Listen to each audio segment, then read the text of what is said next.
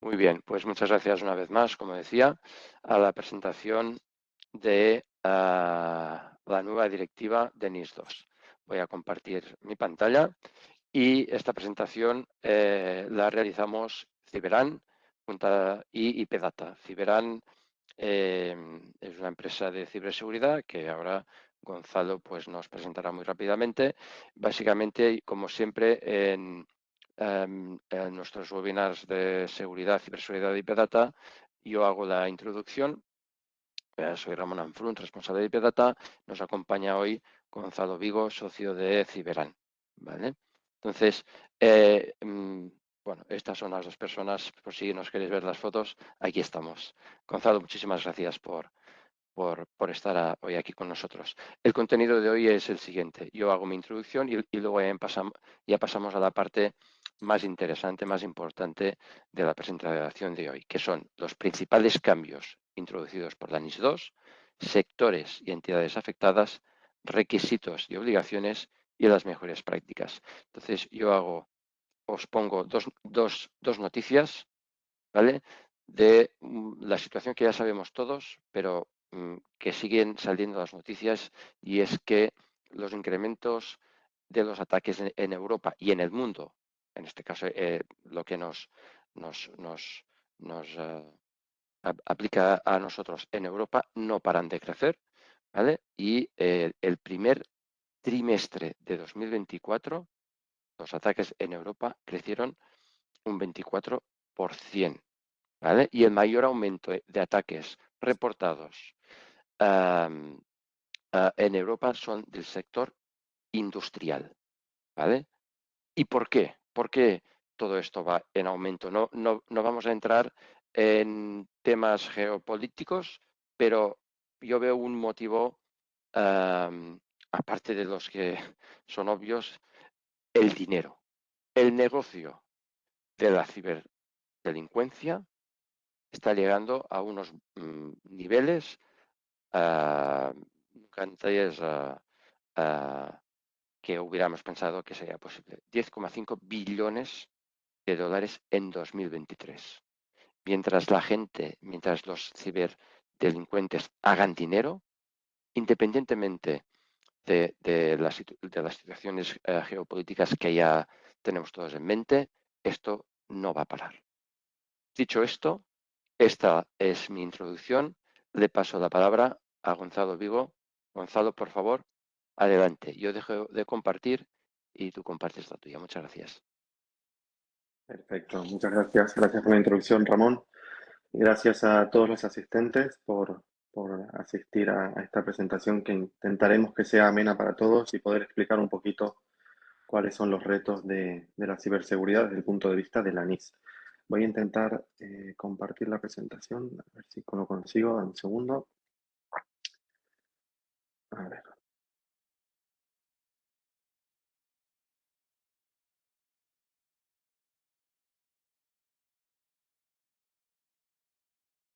Me está dando problemas el Webex, simplemente me pide cerrar y abrir el Webex. Entonces, si me dais 30 segundos, No, te comparto o lo yo y compartes. ¿Sí? sí. Perfecto.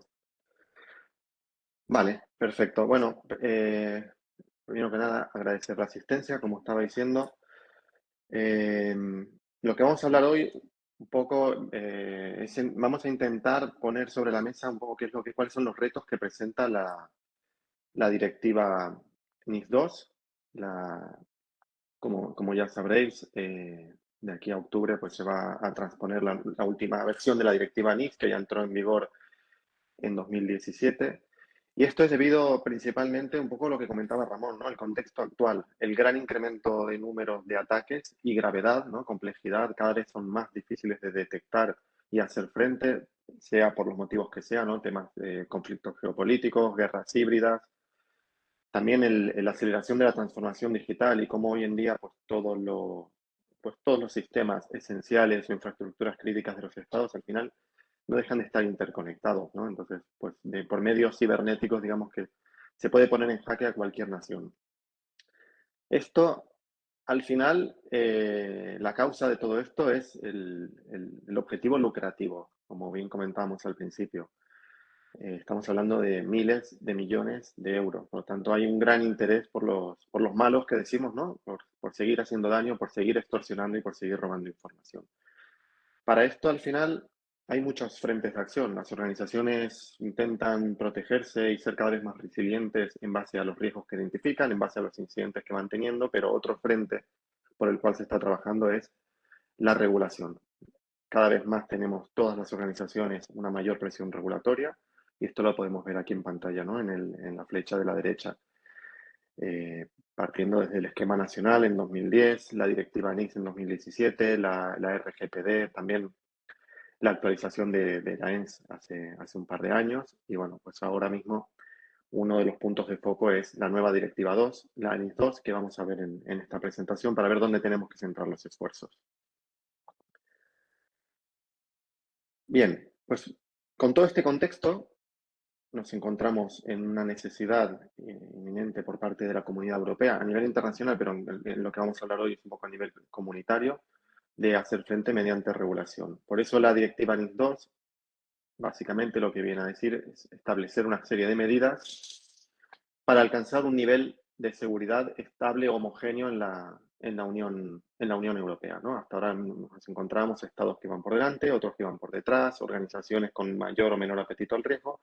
Lo que pretende esta directiva es homogeneizar y establecer criterios objetivos para decir a cada estado qué organizaciones tienen que adoptar qué medidas y en qué nivel de madurez. Otro punto interesante, ¿no? Además de homogeneizar y definir criterios objetivos, es imponer o establecer ya una práctica de gestión de riesgos. Es decir, hasta hace muy poco, la mayor parte de las directivas o regulaciones se enfocaban mucho a controles de cosas concretas que se tienen que hacer, ¿no? Instalar antivirus, cifrar las máquinas o establecer VPNs y MFAs para las conexiones públicas. Bueno, ahora, además de tener unos requisitos mínimos, como veremos más adelante, también se definen la necesidad de implementar procesos en base a riesgos. Es decir, que cada organización sea capaz de sacarse una foto de su madurez y de las amenazas que le pueden impactar y definir qué controles necesita. Y también, por último, uno de los principios que establece la Directiva NIS 2 es la obligatoriedad de supervisión por parte de los estados, ¿no? De definir autoridades competentes para auditar, perseguir e incluso sancionar a quien no cumpla con esta directiva. Bueno, ahora veremos un poco los principales cambios entre la Directiva NIS 1 y la que está en vigor actualmente y la Directiva NIS 2, que es la que entra en vigor de aquí unos pocos meses.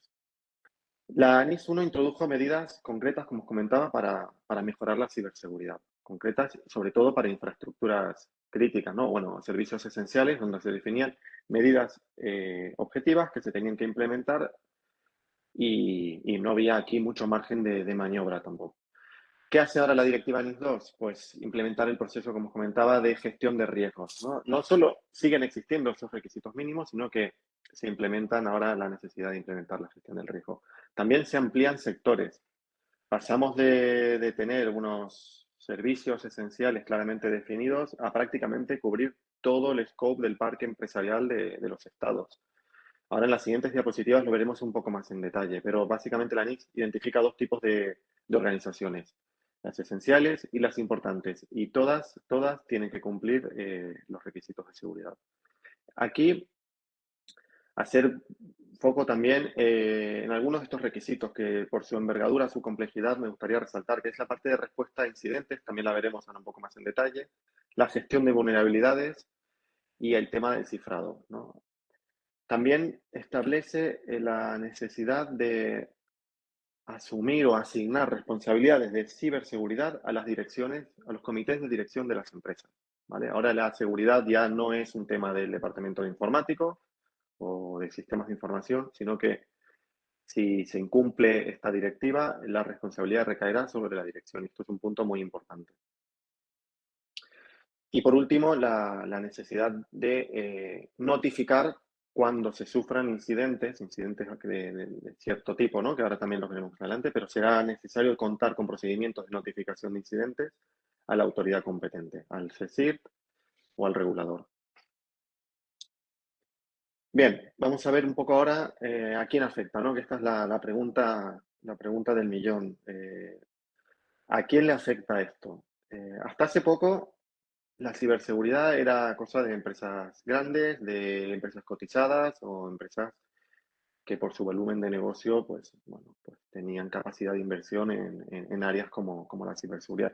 Hoy en día, cada vez más, a todo el mundo le preocupa, a todo el mundo le hacen daño cuando le atacan, pero además las normativas se están adaptando hacia este modelo, ¿no? Entonces la directiva NIS 2 no es diferente en este ámbito, simplemente que esta vez lo han dejado por escrito. Ahora tenemos un artículo de la directiva en donde especifica que esto aplicará a todas las entidades públicas o privadas de los tipos mencionados en los anexos 1 y 2 que veremos a continuación. Pero básicamente son empresas medianas o grandes mencionados en estos anexos, además de que independientemente del tamaño de la empresa, es decir, aquí ya entrarían microempresas y pymes, siempre y cuando estas empresas pues, sean proveedores de redes públicas, comunicaciones electrónicas, servicios de confianza, registradores de dominio, prestadores de servicios esenciales, es decir, si nos encontramos una pyme que presta algún tipo de servicio esencial en algún Estado miembro de la Unión Europea, independientemente de su tamaño, también tendrá que cumplir. Luego tenemos entidades críticas en base al servicio que presten y administraciones públicas. Aquí mencionar únicamente que en estos dos puntos, entidades críticas en base al servicio que prestan y administraciones públicas, queda pendiente, ahora lo veremos a continuación, queda pendiente definir en la legislación nacional, en la transposición de la directiva que saldrá en octubre, se especificará administraciones públicas locales, es decir, sabemos que entrarán las nacionales, las estatales y las regionales, lo que en España sería comunidad autónoma. Queda pendiente definir a nivel nacional si entrarán también los ayuntamientos. Vale, y en las siguientes diapositivas, ahora lo que vemos aquí gráficamente es cuáles son estos sectores afectados, ¿no? Decía que teníamos básicamente dos tipos de clasificaciones, lo que es el anexo 1 de la directiva, que son sectores de alta criticidad, y aquí nos encontramos con el sector de la energía, banca, mercados financieros, el sector sanitario, agua potable, aguas residuales, bueno, como podéis ver un poco de todo, ¿no? Transporte, infraestructuras digitales, gestión de servicios TIC, este es muy interesante también, y entidades de la administración pública, además del espacio, todo lo que tenga que ver con el espacio, ¿no? Con bueno, toda la parte de investigación y salida. Aquí tenemos también otros sectores. Perdona, Ramón, si puedes volver un segundo al anterior, que me gustaría mencionar también, hay un punto interesante aquí que me he saltado. Estos servicios que veis aquí, en su mayoría, aplicaban a la NIS 1. Aplicaban a la NIS 1 porque son servicios de alta criticidad, servicios esenciales. Pero en esta directiva, la actualización al final, tenemos algunos nuevos. Aquí están marcados con el puntito amarillo. Esto no os lo he explicado, pero como podéis ver, entran ahora dentro de lo que es el sector sanitario. Por ejemplo, tenemos laboratorios I+D, fabricación de fármacos. Tenemos también una mayor presión en lo que es la administración pública. Y un punto muy importante, porque esto afecta a muchísimas empresas, es toda la parte de transporte y de proveedores de centros de datos, CPDs o cualquier proveedor tecnológico que almacene información, sean nubes públicas o privadas. Vale, en la siguiente, ahora sí, pasemos a la siguiente, son lo que se llaman otros sectores críticos o empresas importantes. Según donde lo leáis, lo vais a encontrar de una manera o de otra. Aquí también, esto tiene también bastante impacto porque amplía mucho el scope también a nivel organizativo. Todo lo que es mensajería, servicios postales, gestión de residuos, fabricación y producción de sustancias químicas, la parte, bueno, todo lo que es la producción y distribución de alimentos y una serie de industrias. Aquí hablamos antes, ¿no? De la industria, ¿no? Bueno, pues de productos sanitarios, productos informáticos, material eléctrico. Ahí en el anexo 2 hay una clasificación en dos niveles, está el sector y subsector, está bastante claro a quién le aplica. También tener en cuenta que cuando se termine de transponer la directiva, nos encontraremos también probablemente con un aterrizaje mayor a nivel nacional. Puede ser que algunas de las empresas que a día de hoy no se están viendo afectadas porque no se interpreta de esa manera en la directiva, por la interpretación que se haga a nivel nacional en España, pues pueden terminar dentro del alcance. Vale, pues ahora vamos a ver, teniendo un poco más claro a quién le afecta, que básicamente lo que tenemos que llevar en claro es que afecta prácticamente a todo el mundo, a todas las empresas de servicios esenciales o proveedores de estas empresas.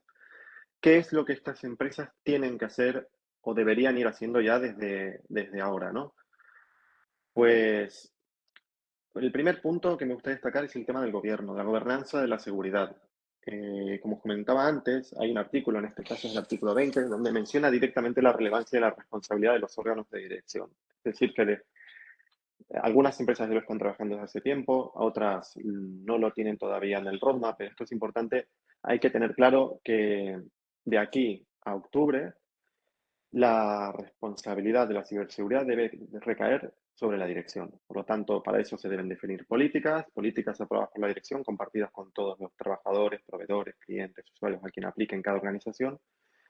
Y se debe empezar a trabajar en la línea de formaciones específicas de seguridad para la alta dirección, ¿vale? De ciberejercicios, roleplays, campañas de concienciación. Pero de alguna manera lo que viene a decir la directiva aquí es que la dirección ya no puede mirar para otro lado, tiene la obligación de invertir y velar por la seguridad de la empresa y, y los equipos de seguridad tienen que trabajar en concienciar e informar a los directores para que sean capaces de responder. Otro punto relevante es la gestión del riesgo. Aquí, no porque lo diga la directiva NIS 2, es que lo dice cualquier norma, cualquier directiva en la que estamos habituados a trabajar, esquema nacional, ISO 27001, NIS, etcétera. La mayoría de normas estándares están basados en riesgos. Eso significa que la piedra angular de cualquier organización, desde un punto de vista de protección cibernética, debería ser analizar cuáles son sus propios riesgos, sus amenazas, teniendo en cuenta sus activos de valor para el negocio. Es decir, cuáles son sus, identificar bien el inventario de sistemas informáticos, sistemas IT, pero clasificarlos en base a qué impacto puede tener para el negocio una disrupción, un robo de información o una fuga. Entonces, gestión del riesgo, punto muy importante a tener en consideración. A partir de aquí tenemos también varios, a ver si pasamos a la siguiente diapositiva, tenemos varios requisitos mínimos que son la política de seguridad, en línea con lo que comentaba antes. Tenemos que definir cuerpos normativos. Ya no vale con tener documentos internos en las áreas técnicas, en arquitectura, en comunicaciones, sino que la dirección se tiene que comprometer a definir políticas, guías, normativas, firmarlas y distribuirlas con toda la organización. Gestión del riesgo, ¿vale? Este ya lo hemos comentado. Básicamente aquí identificar activos, clasificarlos, identificar amenazas, valorar qué impacto, qué probabilidad de ocurrencia puede tener que se materialice el ataque y definir medidas de protección adecuadas para cada una de estas. Planes de continuidad del negocio, también importante y también definido explícitamente en la directiva NIS 2. Hay que contar con planes de continuidad del negocio. Seguridad en la cadena de suministros, es decir, ya no, la seguridad no es algo intrínseco de la propia organización y que se quede dentro de nuestro sistema, sino que tenemos que tener en cuenta toda la cadena de suministros, desde nuestros proveedores hasta nuestros clientes. Entonces, esto en línea también con la gestión del riesgo. Gestión de vulnerabilidades también es un punto importante de la directiva. Exige que se cuenten con procesos continuos de gestión de vulnerabilidades. No vale hacer un escaneo o un pentest al año y quedarnos con ese informe, sino que debemos definir cuáles son los activos, debemos planificar escaneos periódicos, clasificar las vulnerabilidades, asignarlas a los equipos técnicos, remediar y auditar de que esto se esté haciendo bien. Formación y concienciación para todo el mundo, no solo la alta dirección como he comentado antes, sino que todos los trabajadores deberían formar parte de programas de formación continua en materia de ciberseguridad. Cifrado, por descontado, esto parece extraño que a día de hoy lo tengan que exigir las normativas, ¿no? Pero nos seguimos encontrando organizaciones que no han cifrado sus equipos, los PCs, los servidores, y esto es fundamental. Cifrado en reposo, para los ejemplos que he puesto, pero también en tránsito, canales de comunicación, especialmente servicios públicos. Y autenticación.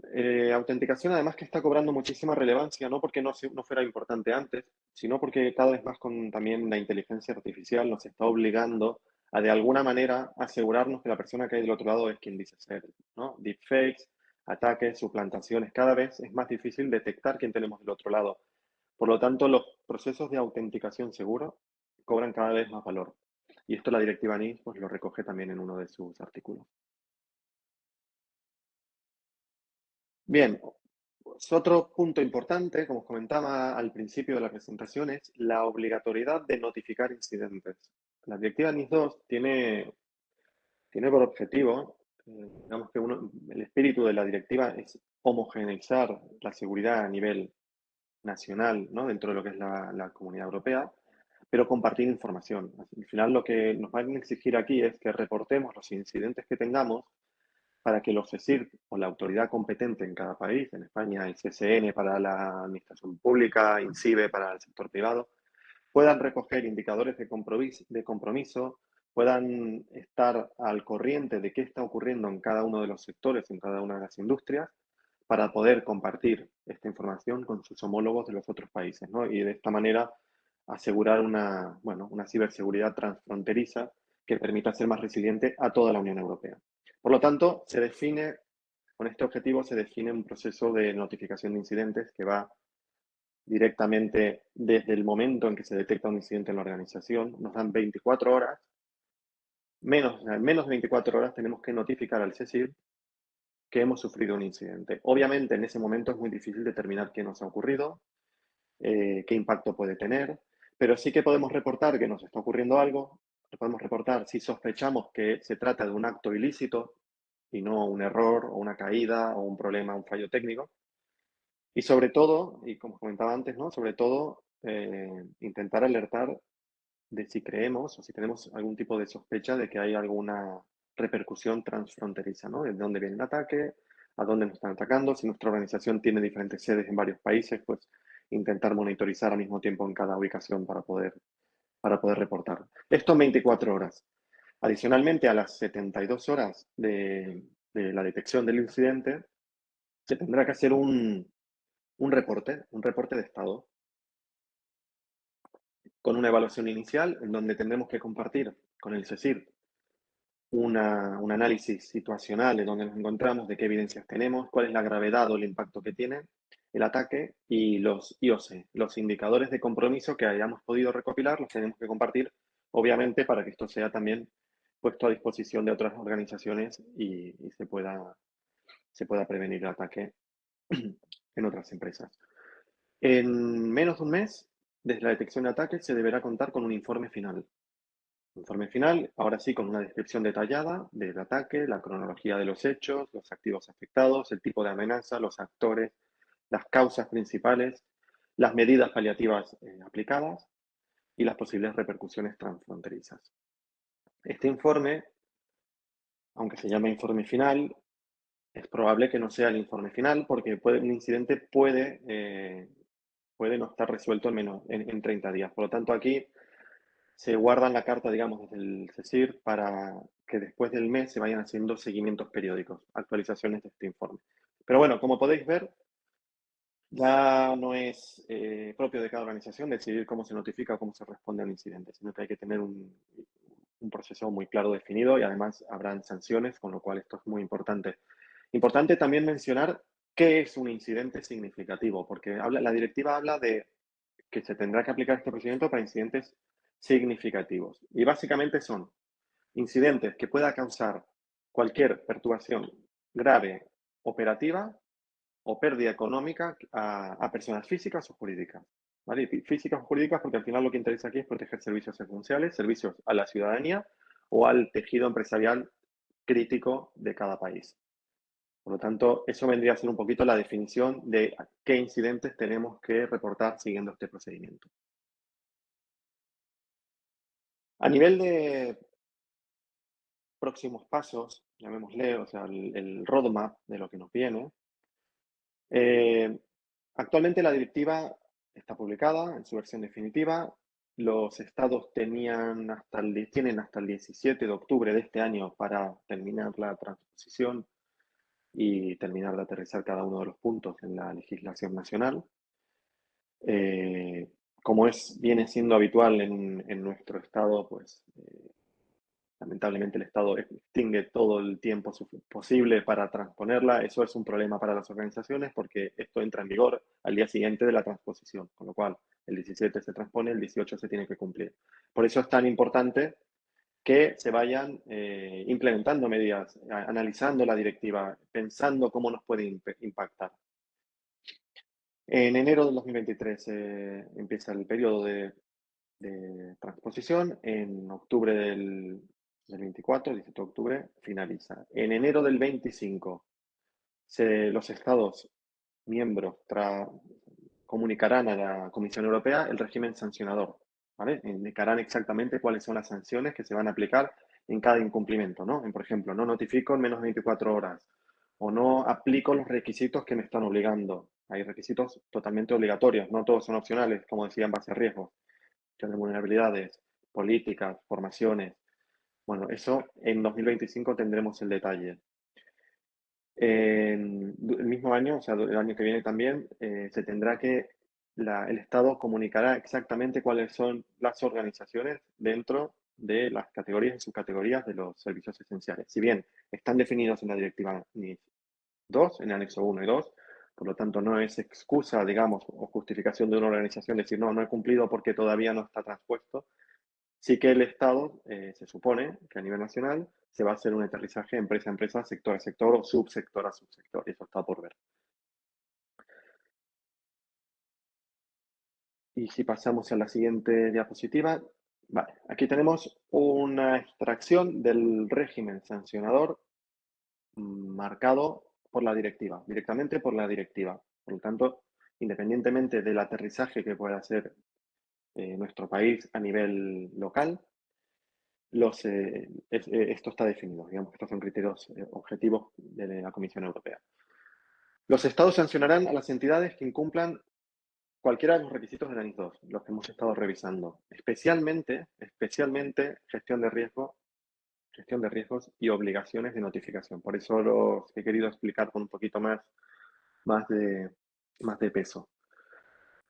Y habrá dos tipos digamos, de volúmenes sancionadores, que sería para entidades esenciales, será penalizaciones con límite mayor, ¿no? Es decir, el mayor de o 10 millones de euros o el máximo de un 2% del volumen de negocio, ¿vale? Para las entidades importantes, que son las del anexo 2, 7 millones o el 1,4% del volumen de negocio a nivel mundial. El incidente podría ocurrir en nuestra filial que tenemos en España o en alguna de las plantas que tenemos repartidas. Esto va de volumen de negocio anual, total a nivel mundial. Por lo tanto, mucho ojo con esto.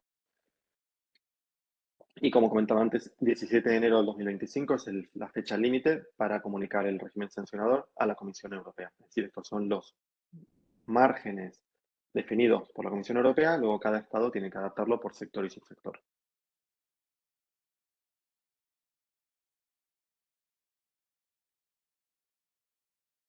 Bien, pues vamos a repasar un poquito para acabar las mejores prácticas, las llamamos mejores prácticas, por no decirle medidas obligatorias que se os van a pedir, se van a empezar a exigir, ¿no?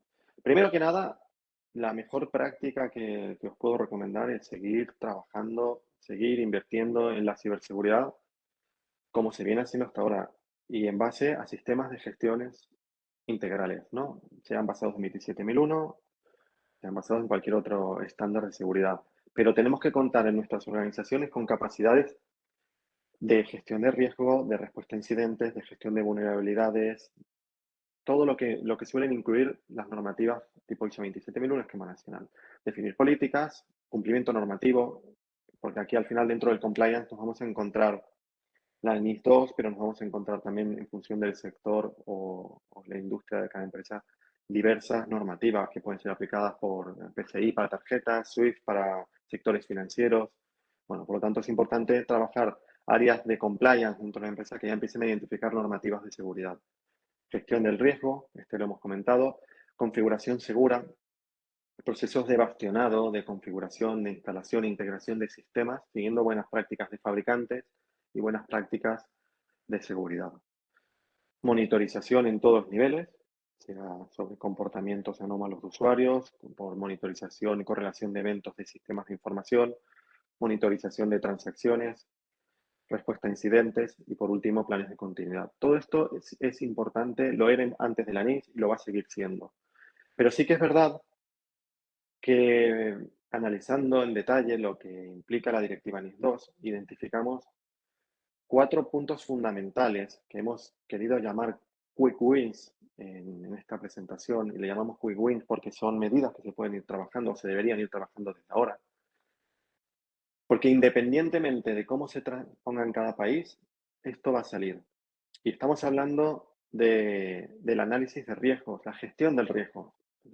Es muy importante ya ir trabajando en identificar los activos, en clasificarlos, en analizar el valor que tiene cada uno de nuestros activos tecnológicos para el negocio, no para los equipos de IT, que podemos a veces confundir y decir, bueno, pues esta base de datos es importante o este sistema es muy importante. Porque... No, hay que analizarlo con la dirección directamente y ponerle un valor a los sistemas para ver qué es lo que preocupa y qué es lo que no. Y aquí estamos hablando de datos, de servicios, de sistemas, de estaciones de trabajo, de dispositivos móviles, todo lo que se os ocurra que puede tener una organización. Evaluar esos riesgos, probabilidades de impacto y desarrollar planes de tratamiento a medida, es decir, iniciativas para cada uno de los riesgos que supere el umbral de tolerancia, es decir, todo aquello que nos preocupe y supere el impacto que podría tolerar nuestra organización debería llevar una medida asociada, una medida de mitigación. Otro punto fundamental es la gestión de vulnerabilidades. Muchas veces se ha confundido, se ha dejado de lado la gestión de vulnerabilidades porque tenemos una herramienta de parcheado, por ejemplo, el SSM o el WSUS o la que sea, y me van sacando parches y me van actualizando. No, no es eso. Eso está muy bien, eso es parcheado.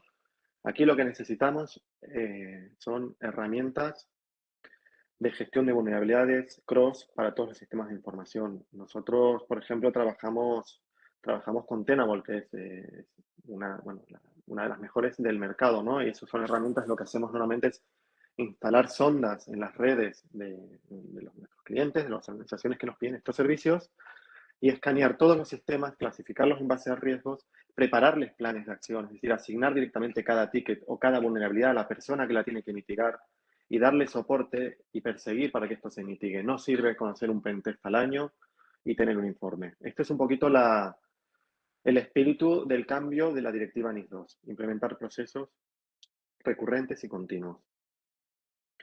Otro tema importante también, a mí la verdad es que el tema del MFA me sigue sorprendiendo a día de hoy encontrarme organizaciones que no tengan implementado el multifactor de autenticación. Es algo que hace años que viene siendo prioritario y de lo que más riesgo, me atrevería a decir, al menos ahora no voy a tirar de estadísticas, voy a tirar de estadísticas propias, incidentes que hemos respondido nosotros entre Cyberán y Pedata en los últimos meses.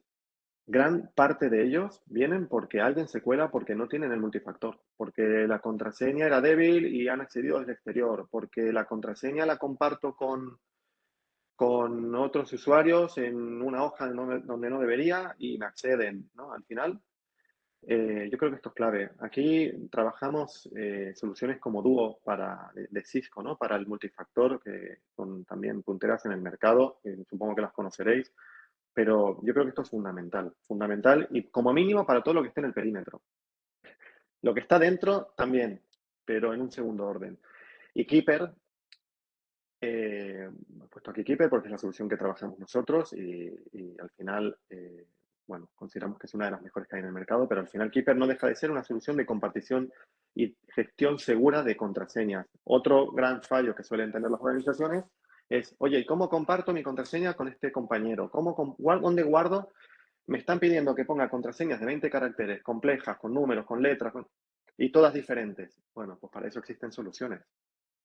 Soluciones que nos simplifican la vida, no vienen a complicarla más, a obligarnos que memoricemos las contraseñas, que las copiemos. No, esto es automático. Al final metemos ahí las credenciales y esta solución la introduce donde la tiene que introducir. Por lo tanto, me gustaría hacer foco en en estos quick wins. Y el último punto es la concienciación. También le llamamos quick win porque independientemente de la directiva NIS 2,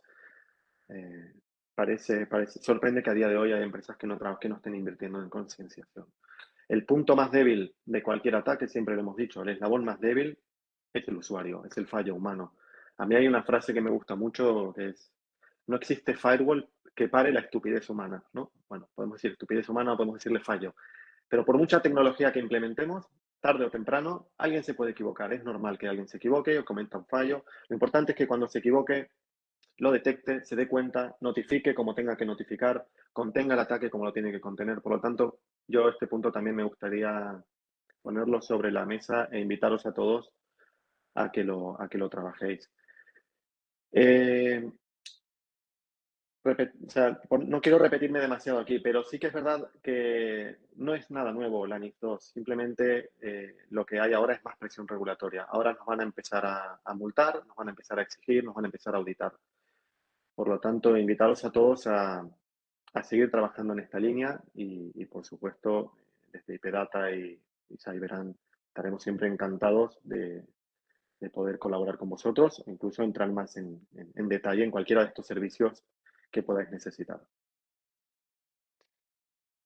Pues Gonzalo, muchísimas gracias por tu explicación sobre la NIS 2. Yo creo que nuestro objetivo es hacer con estos webinars, es dar a conocer de una forma eh, amena y simple las novedades sobre ciberseguridad y en este caso de la normativa NIS 2 tan importante que va a ser en nuestras empresas y que, como tú has dicho, afecta casi a todas.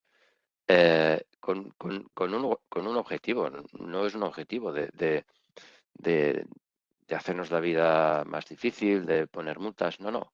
Es que hay una realidad que tenemos que ser conscientes y es, de alguna forma, Europa quiere que sobre todo la dirección de las empresas sea consciente, ¿vale? Y que invierta en ciberseguridad, ¿vale?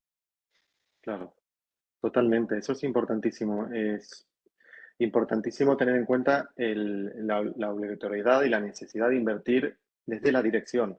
Que esto ya no tenemos la excusa, ¿no? De decir, no, bueno, el departamento de IT o el equipo informático se equivoca. No, esto es obligatorio para la dirección. Me gustaría, he visto ahora algunas de las preguntas, como no he podido ver el panel. No sé, Ramón, si tenemos unos minutos Sí, tenemos un par para de aprovechar. preguntas, ¿vale? Que una es si requiere una auditoría obligatoria. Hmm. Y luego hay otra Este, pregunta que dice, que igual la puedes responder primero, ¿cuándo entra en vigor? sí, perfecto. Pues vamos a responder las dos. La directiva, la directiva ha entrado en vigor, lo que pasa que no es de aplicabilidad todavía para las empresas a nivel nacional. Hasta 18, es decir, hasta el 17 de octubre hay tiempo para transponerla, a partir del 18 es obligado cumplimiento. Ya sé que es difícil de entender cómo se transpone un día antes de que entre en vigor, pero así funcionan nuestros países.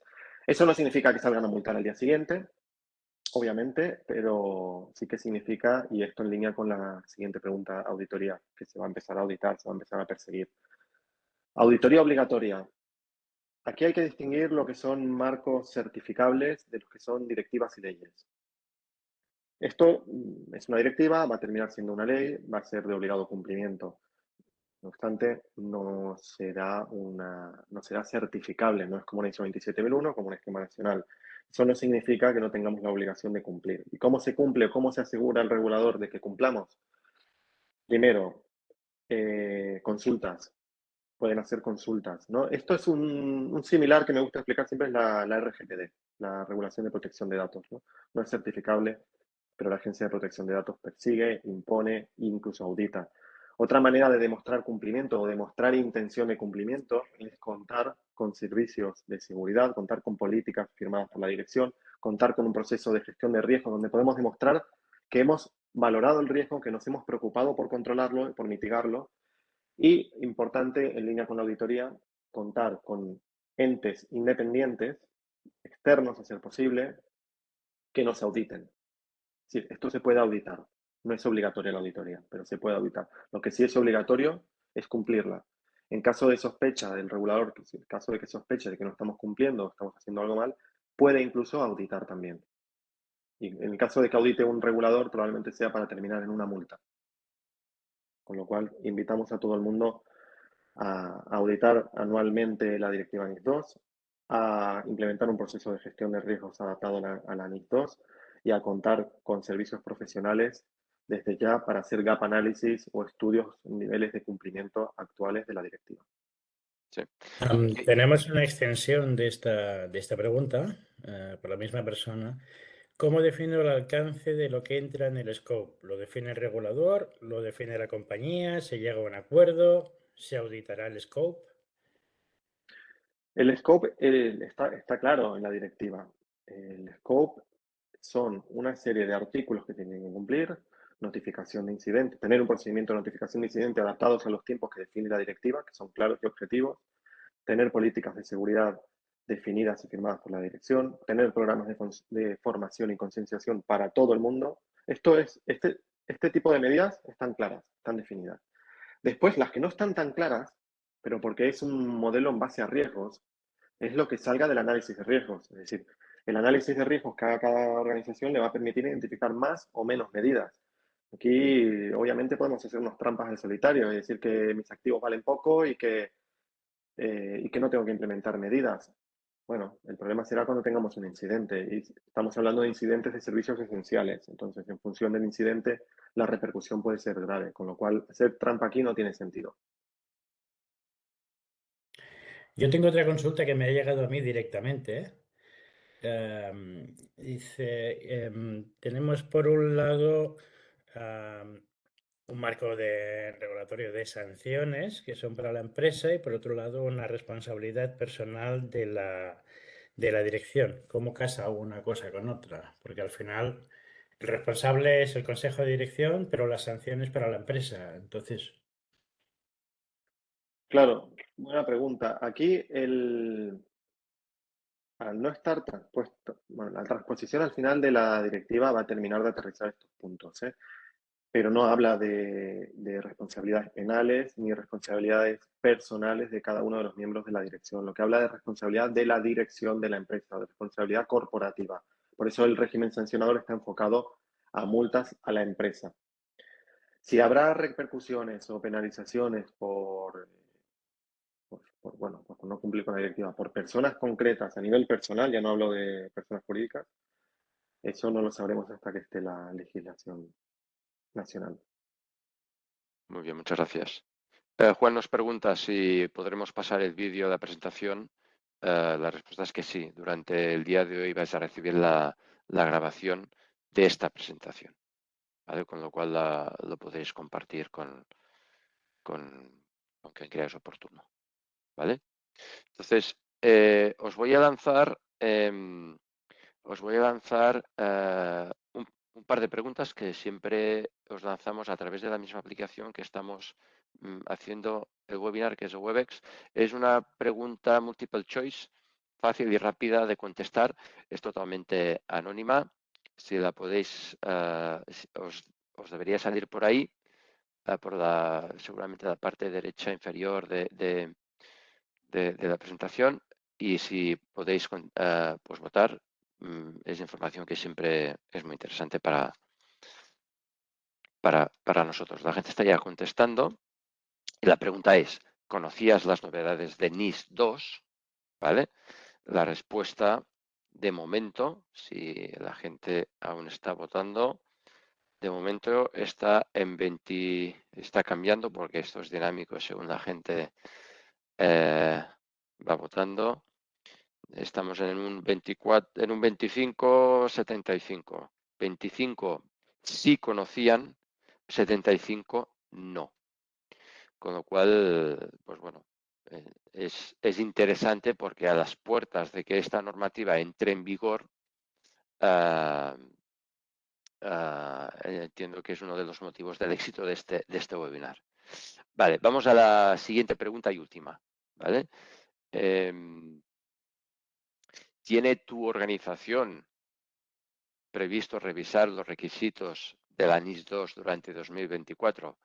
Seguramente, pues todos aquellos que no sabían del ANIS 2, pues seguramente no habrán ni comentado internamente sobre el ANIS 2, con lo cual, pero bueno, si tienen intención, una vez visto este webinar, pues bueno, que respondan con lo que crean que su organización pues tendrá previsto.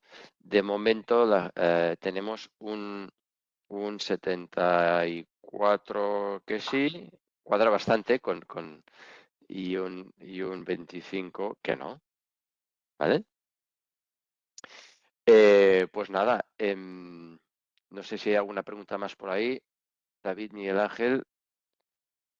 No, yo no tengo, pero a lo mejor podemos acabar la grabación y abrir micrófonos y a veces es más... Sí, sí. surge alguna cosa. Muy bien, pues voy a dejar de grabar. Si queréis, pues os mantenéis en el webinar y si hay alguna pregunta más, la intentaremos responder. Gonzalo, muchísimas gracias por la presentación y muchas gracias a los asistentes registros, que como os digo ha sido un boom para este webinar de hoy. Miguel Ángel y David, también muchas gracias por estar aquí al tanto. Y ahora seguimos sin la grabación. Muchísimas gracias y hasta la próxima, que una vez, como decía Gonzalo, el gobierno ya transponga la normativa en España, vamos a hacer otro webinar seguramente en octubre, noviembre, para informar y actualizar ya de los detalles en profundidad de esta normativa que pasará a ser ley. ¿De acuerdo? Ahora dejo de grabar y seguimos. Muchas gracias a todos. Hasta la próxima. Gracias.